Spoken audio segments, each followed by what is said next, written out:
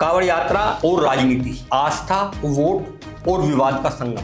नमस्कार दोस्तों, सावन का महीना आते ही उत्तर भारत बोल बम हर हर महादेव के जयघोष से गूंज उठता है।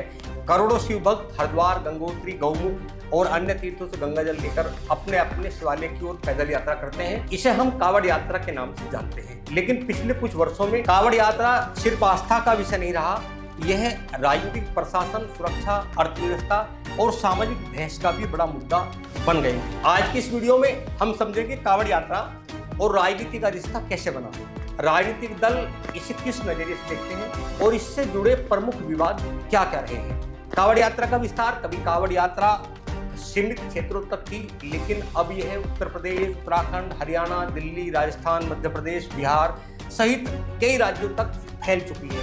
हर साल करोड़ों श्रद्धालु इसमें भाग लेते हैं। यात्रा के दौरान सड़कों पर विशेष व्यवस्थाएं की जाती हैं, चिकित्सा शिविर लगाए जाते हैं, भोजन की व्यवस्था होती है, सुरक्षा बल तैनात किए जाते हैं। राजनीति की एंट्री कैसे होती है?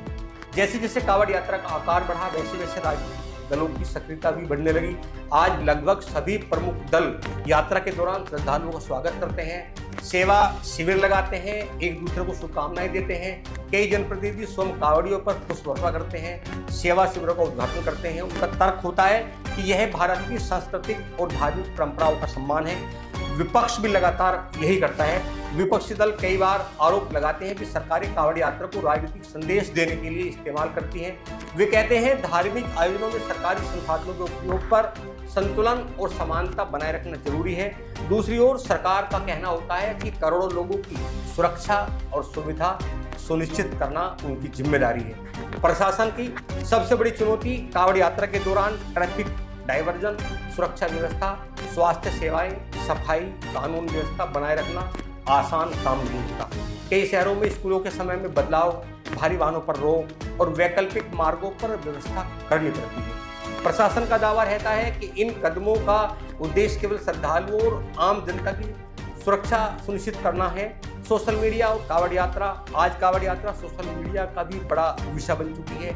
यात्रा के वीडियो, भजन, डीजे, सेवा शिविर, अनोखी कांवड़ और प्रेरणादायक कहानियां तेजी से वायरल होती है। इसके साथ ही कई बार अपुष्टि या भ्रामक वीडियो भी वायरल हो जाती है, इसलिए किसी भी जानकारी पर भरोसा करने से पहले उसकी पुष्टि करना जरूरी है। जब आर्थिक प्रभाव की बात करते हैं, कांवड़ यात्रा से स्थानीय व्यापार को भी बड़ा लाभ मिलता है। होटल, ढाबे, फल विक्रेता, धार्मिक सामग्री बेचने वाले दुकानदार, परिवहन सेवाएं, छोटे व्यापारी इस दौरान अच्छी आय अर्जित करते हैं। यानी यह यात्रा धार्मिक होने के साथ साथ स्थानीय अर्थव्यवस्था को भी गति देती है। राजनीति से अलग नहीं रह सकती यह कांवड़ यात्रा। यह एक बड़ा सवाल है, जब किसी आयोजन में करोड़ों लोग शामिल होते हैं, प्रशासनिक तैयारियां हों और जनप्रतिनिधि मौजूद हों, तो राजनीति की चर्चा होना स्वाभाविक है। लेकिन अधिकांश श्रद्धालुओं के लिए कांवड़ यात्रा का मूल उद्देश्य भगवान शिव के प्रति आस्था, तप, अनुशासन और भक्ति ही है।